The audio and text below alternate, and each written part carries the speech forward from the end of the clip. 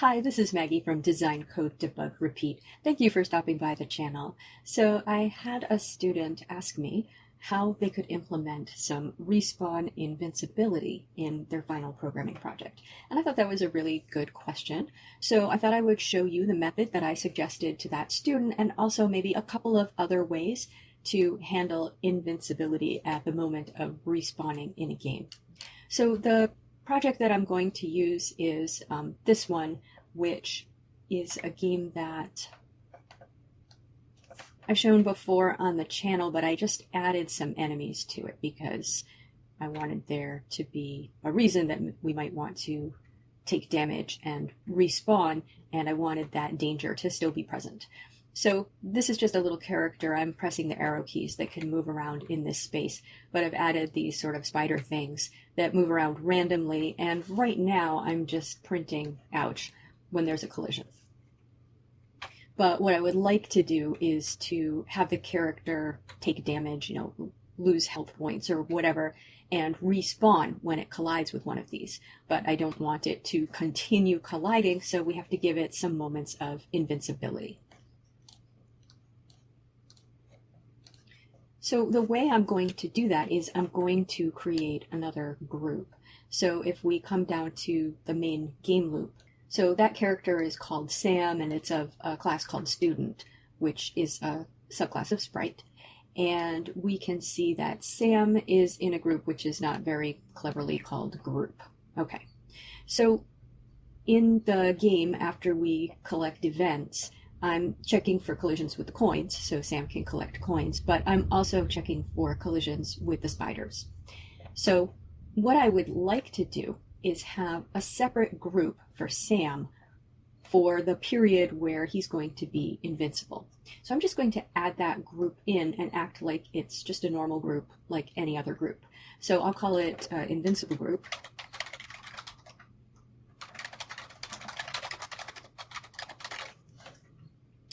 And I'll just create it, let's create it sort of down here where we create Sam's group. Where did we create Sam's group? Well, actually we created up here. So we'll do the same thing with this one, with invincible group.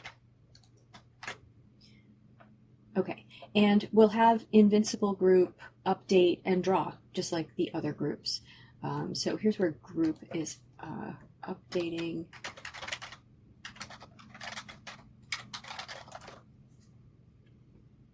I guess it would also need bricks. So it's going to need the same parameters that the original group needs. And then we'll also have it draw. We'll do that after group.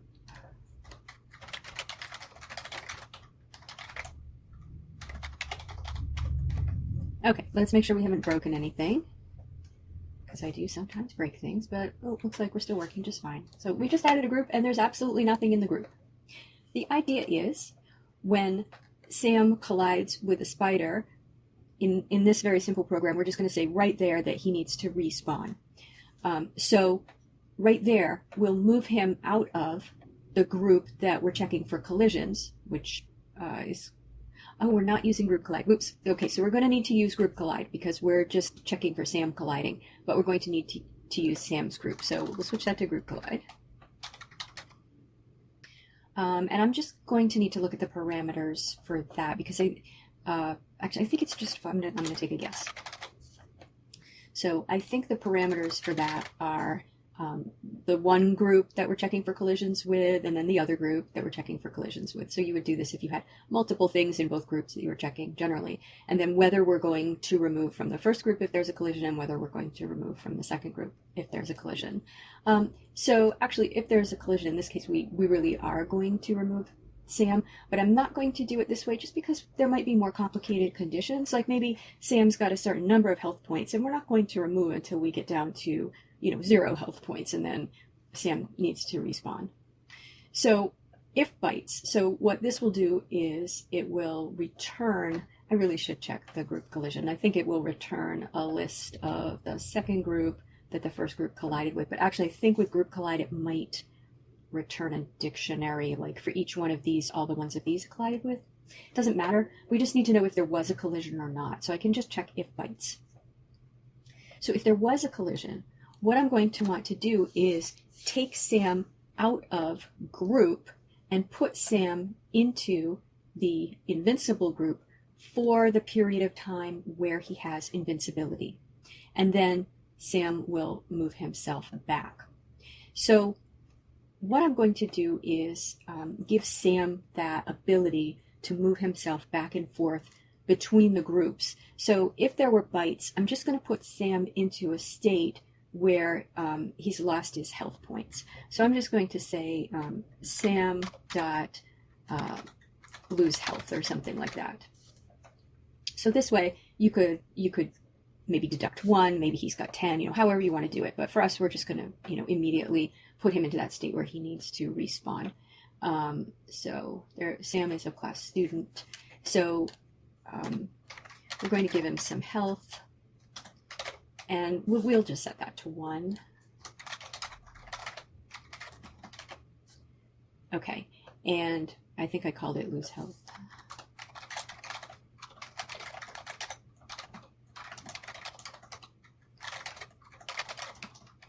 Okay, so we're in a state where there's no health. Lose health. Okay. Now for update, I am now going to pass in, for both of these, not only the bricks, which are used so that he doesn't walk through walls, but we're also going to pass in the group where he's usually in when he's not invincible, and we're going to pass in invincible group.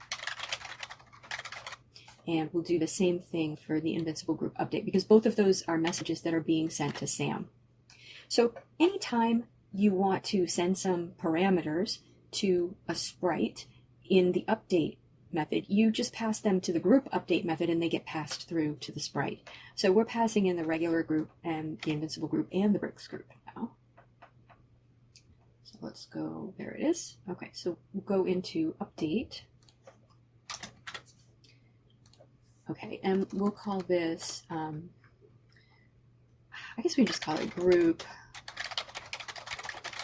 and invincible group. Okay, so I think what we want is some sort of timer. So let's have a timer as well, and we'll call it invincible timer int.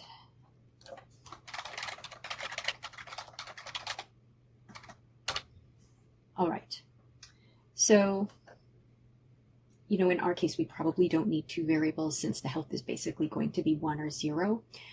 We could just use the invincible timer, but what we're going to do is set the invincible timer. So the update method will be sent, or rather the update message will be sent 30 times a second, because that's how I have the time set for the game. So that means if we increment our invincible timer or decrement it, down to 0, then we can set it for a multiple of 30 to get that number of seconds. So let's do 3 seconds. So we'll set it to 90. Okay, so then in update, we have the usual motion. But if we're invincible, then we're going to want to subtract from the invincible timer. So we'll say if not self.health. So if that self.health is 0, that is not an easy word for me to spell. Self.invincible timer minus equals 1. And then if self.invincible timer is equal to 0, then we'll set the self.health plus equals 1. So we'll go back to our regular health. We've been through our recovery period there. And we're going to put ourselves back into regular group and take ourselves out of invincible group. So invincible group.empty and group.add self. Okay, so let's, again, just make sure I haven't broken anything. But right now we can't tell. Let's see, wait, is there anything else? Oh yeah, we need to actually put ourselves into the invincible group. So we should probably pass that into lose health. Probably pass both groups into lose health.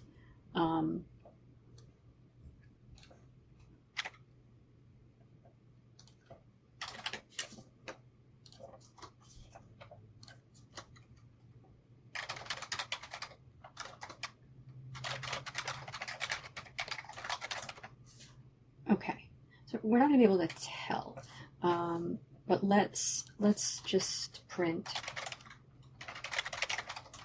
invincible, and then we'll do some kind of visual cue that we're invincible.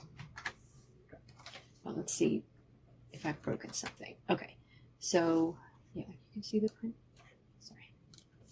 Okay, so I haven't run into any spiders yet. Let's go try to run into a spider. Oh, whoops. Okay, so I forgot to pass them in. Yeah. Okay. And to lose health, we were supposed to pass in group and invincible group. Alright, let's try again. To run into a spider. There, so we're invincible for 3 seconds. And I should probably say when we're not invincible. Okay. I feel like 3 seconds isn't very long. Actually, it didn't feel like it was very long. Let's do a few more seconds there, but let's also put in like a visual cue that we're invincible.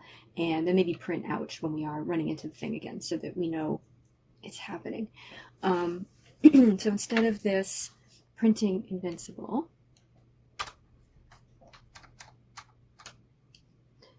okay, so why don't we do the sort of ghostly thing where we have a little bit of transparency. So this is a PNG and it has an alpha channel, but the cool thing about the new version of pygame is that we can also set an alpha on the image. So when we lose health, and if we had an amount of health that wasn't either 1 or 0, I would put all of these things which are, whoops, you had to respawn. I would put those in a separate method, but it's all one thing for this because I'm trying to make it a fairly simple example. So I'm just doing everything, both deducting health, or in this case setting it to 0, and then putting us into this respawn invincibility mode as well. So here we're going to do self.image.setAlpha, and I don't know what to set it to, but let's try 150. And then when we come back, I want to set that to a higher number. Let's try 150. Okay.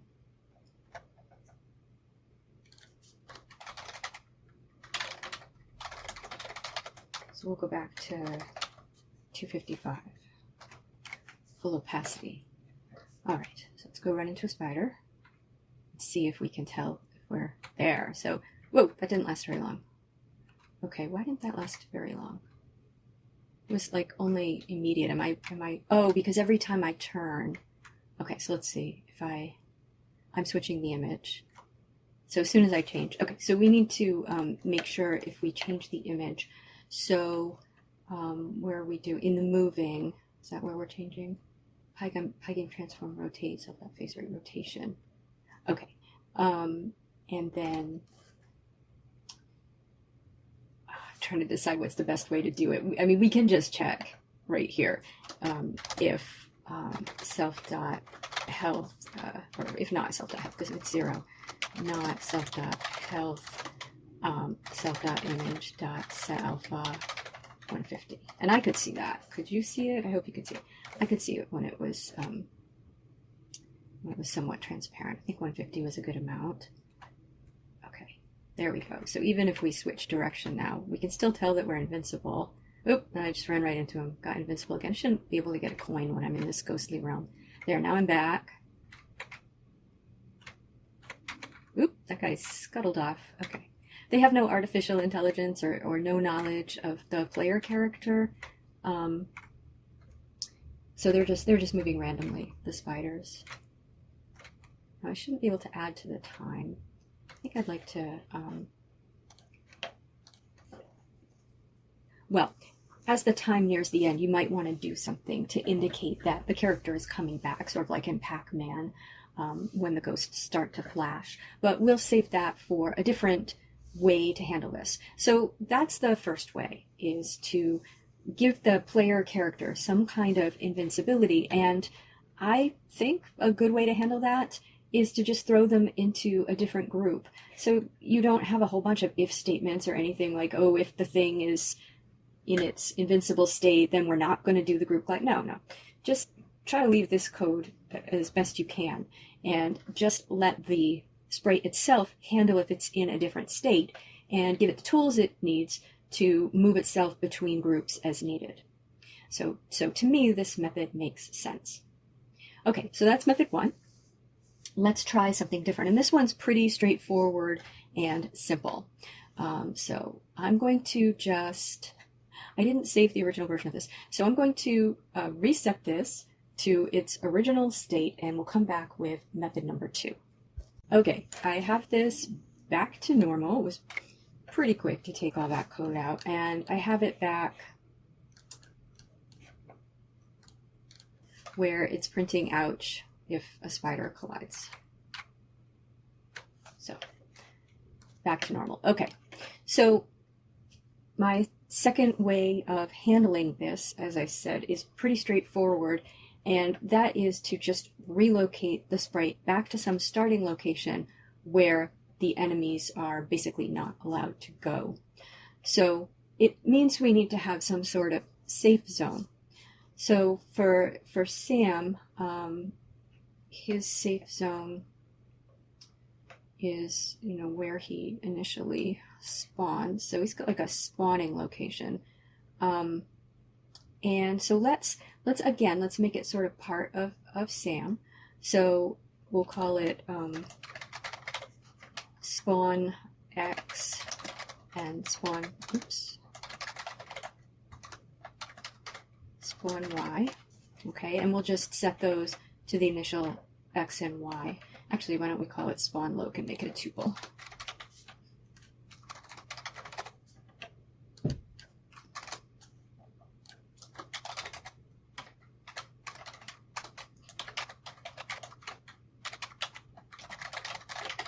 Now we can just do XY again. Okay, so there's a spawn loc, and then let's just say respawn.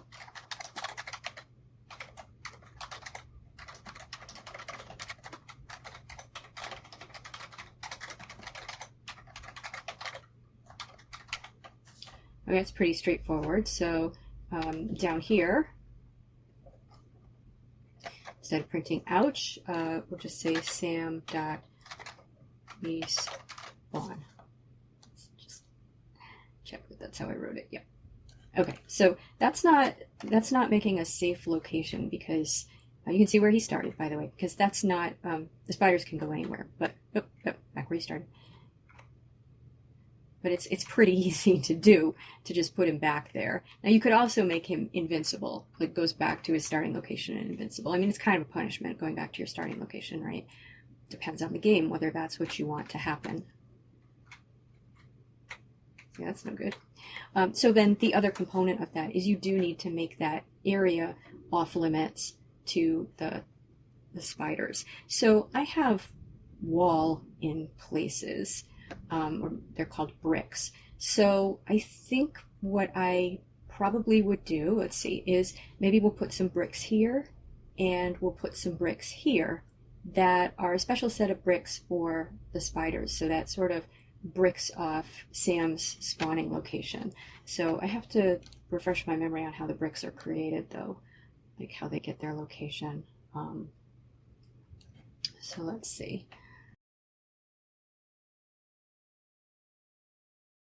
Okay, so I think, okay, so we're opening up a terrain file, and, okay, so I think we need to make a different background. Ooh, okay, well, let's look at this terrain file. What are the 2s? Do they look different? Oh, they're the coins? 2s are the coins? 2s are coins, 0s, okay. Okay, so the original file was called castle.txt. I'm calling this enemies.castle.txt. So here up in the upper left is where Sam spawns.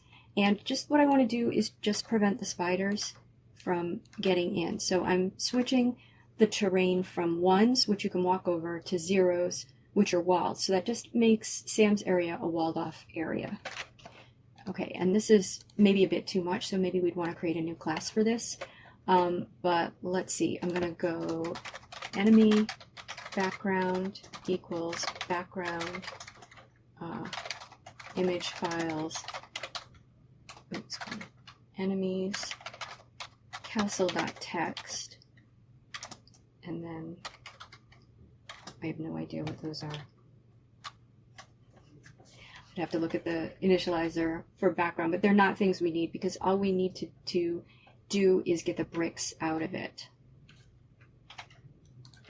And then we don't need enemy background anymore. We'll call these enemy bricks. Is pygame.sprite.group enemy background dot get bricks. In fact, if we want that to get garbage collected, we can just create the background, send the get bricks message, but then not have any reference to it so that it doesn't hang around after we do that. But I think ideally we have maybe a simpler version of background, and then maybe we subclass it for the background, which is actually drawn.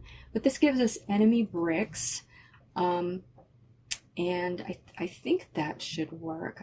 I'm feeling like, yeah, enemy bricks. Okay, so enemy bricks is a group. Oops. And let's pass that into the spiders. So enemies.update instead of bricks, enemy bricks. That way they will collide into an invisible area because it's never going to draw. Enemy bricks is never going to draw. It's just an area for checking for collisions with the spiders. So let's see. So it also means that Sam is safe if he's here. He can walk through here, but the spiders can't. See, they're stuck.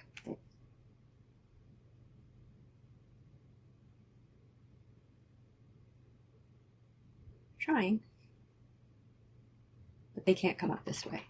Okay, so I'll go collide with one. And now I'm back here in my safe zone. So I am actually safe here. Right here is a wall that spider is bumping into. Now I'm not safe. But he's running away from me. Anyway, so that's another option. That's option 2, is to drop us back into a spawning location which is protected from the enemies getting into it. All right, so that's 2. My third idea is to put the enemies into sort of a frozen state. So let me once again grab the original version of this and let's do our third method. Okay, I realized I called the last one top-down enemy freeze because I was going to do this one first. So I renamed that to top-down safe spawn location or something. So this one, it's back to normal. Spiders can get over here. See, here he comes. And I just say, ouch.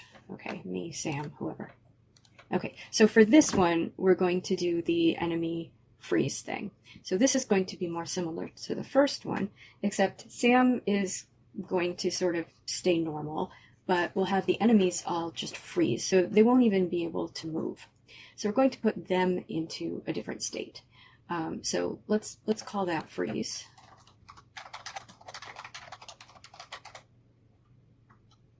And same thing, they'll put themselves into a new group. That still isn't a comma. Okay, so we'll have, what should we call their group? Frozen group, I guess. So we'll have enemy group and frozen group.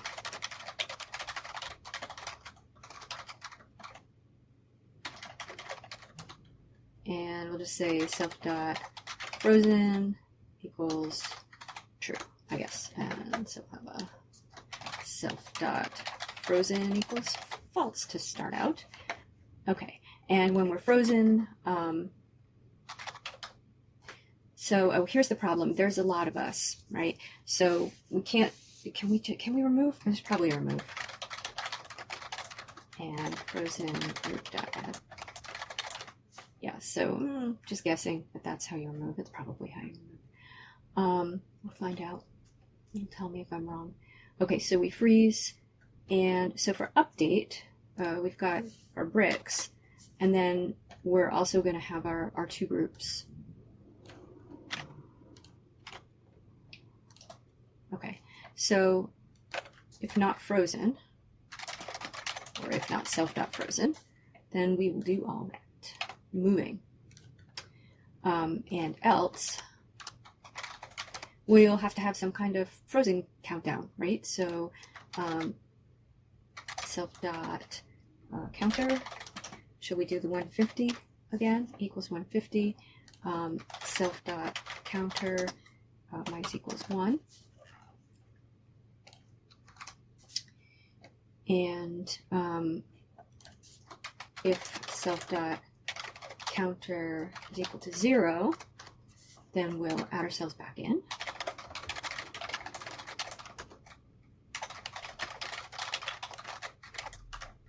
And we'll set frozen to false again. Okay, so that should freeze them. This will be much more visible because they will stop moving.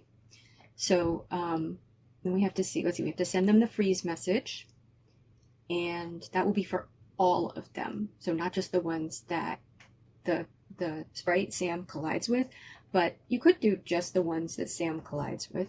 But I think I want to freeze all of them. And so let's see, we pass in enemy group and frozen group. We'll have to add that frozen group. And then we also have to add into update. So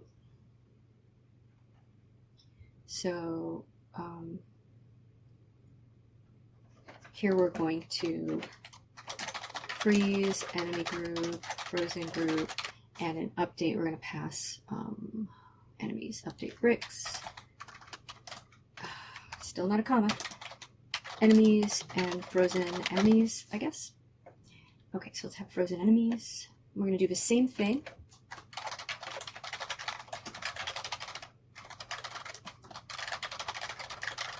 Where we've got a group that we're going to tell it to draw and update, but it's either enemies or frozen enemies is going to have the enemies in it. So one or the other is actually going to be populated. So frozen enemies. Oops, let's do it after enemies.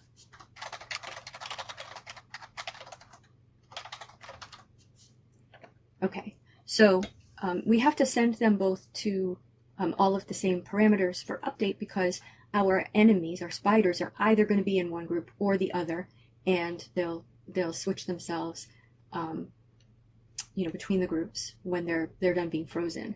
And we send both the draw, even though only one of them is going to have anything in it to draw. All right, so if bites, then this is something we're going to want to do for all of the enemies. Can we iterate through a group? This was something I had asked back in the Tangram game and never found out, so we're going to find out right here. For enemy and enemies, enemy dot freeze enemies, frozen enemies.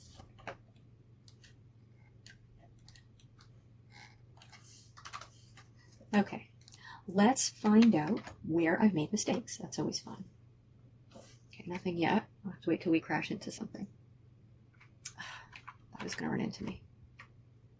Okay, yeah, they're all frozen. Whoa, there we go. Oh, I must have hit another one. That's kind of fun. It's like playing red light, green light, isn't it? I must have hit another one. Wait a minute. No, because it shouldn't be checking. All right, they've been frozen for a lot more than 5 seconds. What happened? I'm just going to run around, grab some coins. Okay, it seemed to me like the first time they unfroze, right? How did they stay frozen after that? What happened? Okay, 1, 2, 3, 4. Okay, I don't know how to count to 5. Okay, let's hit another one. Okay, 1, 2, 3, 4, 5, 6. Okay, that's interesting. What happened? Probably something with me not resetting a state variable. It's just weird. Happened the first time, not the second time. Let's see. We got the timer. Did I not set the timer back?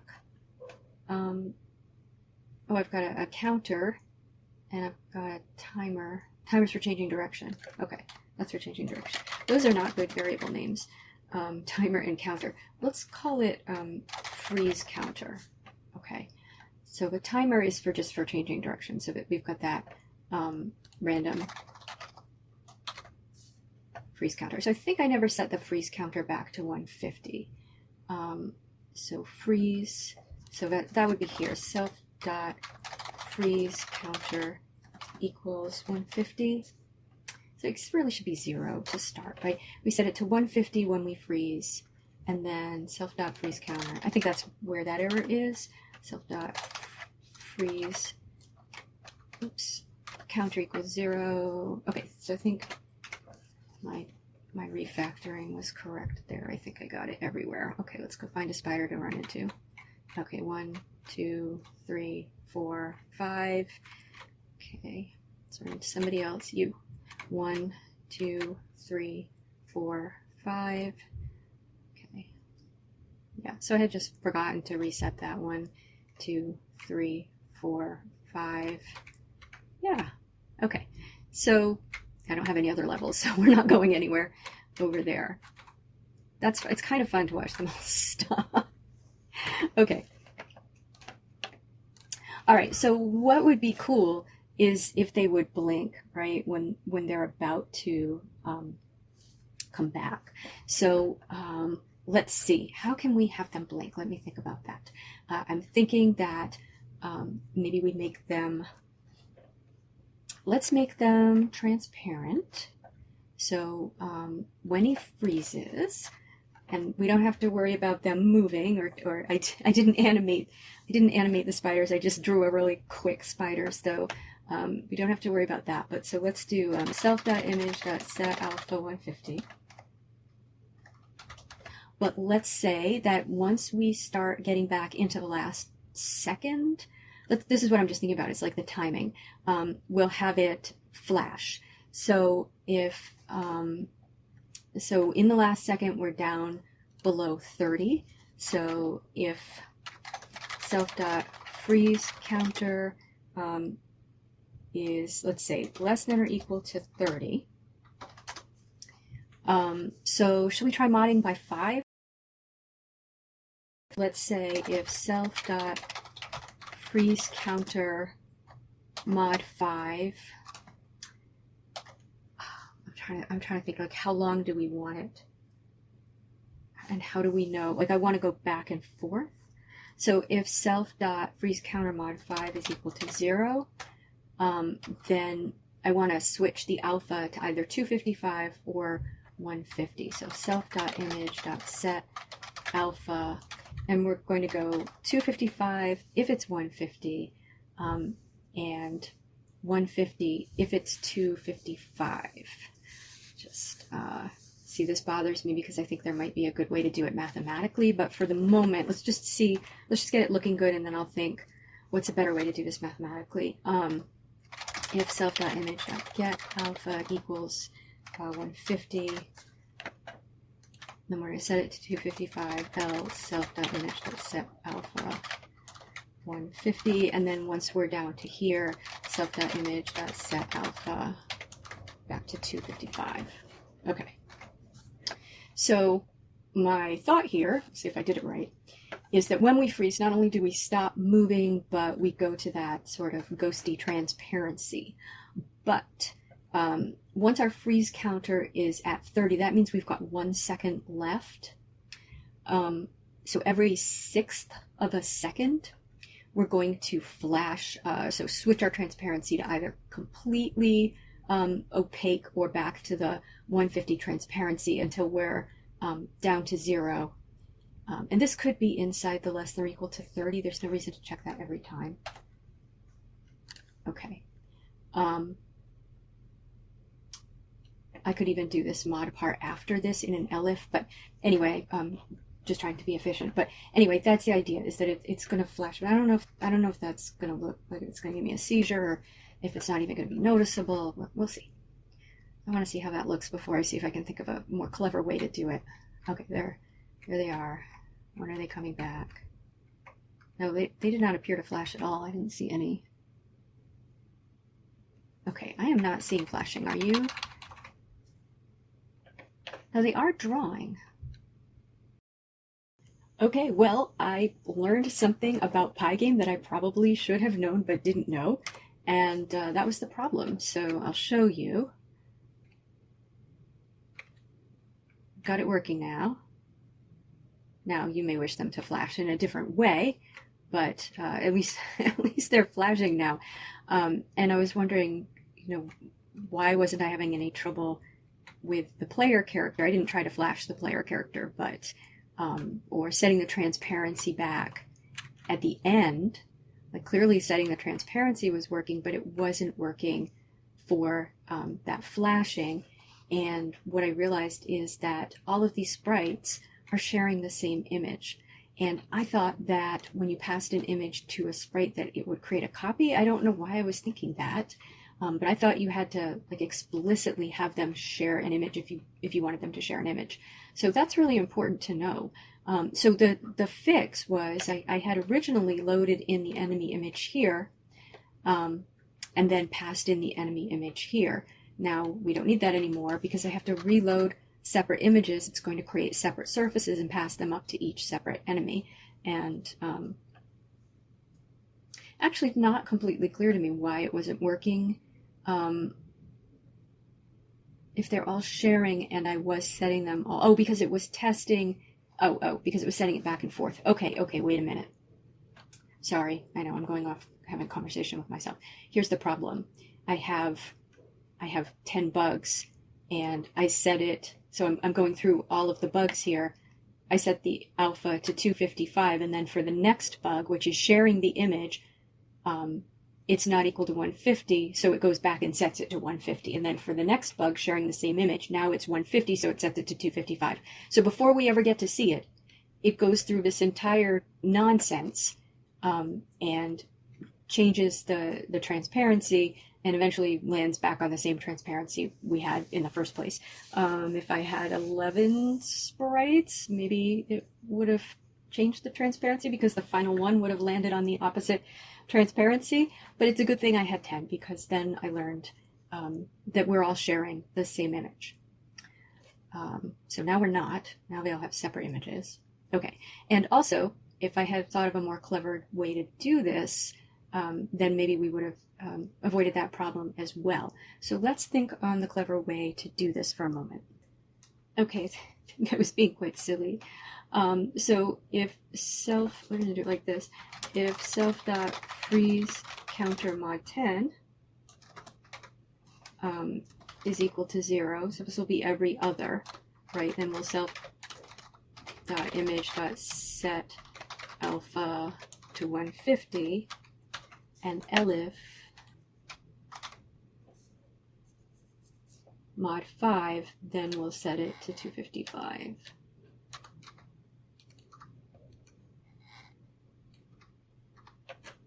So because if it's mod 10 is 0, then mod 5 will be 0. That's why we have to use the elif. And we could do the checking for 0 first, just to, although it's only going to be 0 once, but there's no reason to do this if it's 0. So if it's not 0, then we'll check if mod 10, and then we'll check if mod 5, and that should give us our little flashing. Oops. Boy, they're just really running away from me this time. Okay. Yeah, so, I mean, you might want to make the flashing look different, but that's the general idea. So that gives us 3 ways that we can handle invincible respawning in a pygame game. And I hope that you enjoyed this video. I really had fun making it. And I hope that you'll consider subscribing to the channel if you enjoy this sort of content. As always, have fun and keep coding.